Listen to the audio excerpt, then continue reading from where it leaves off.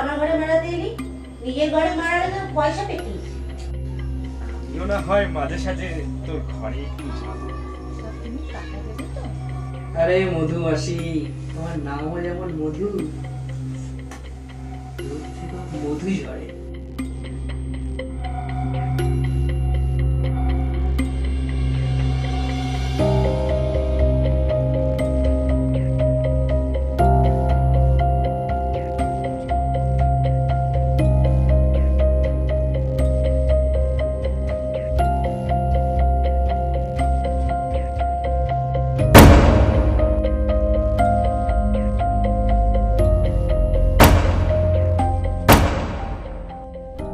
হ্যাঁ বল, ঠিক আছে।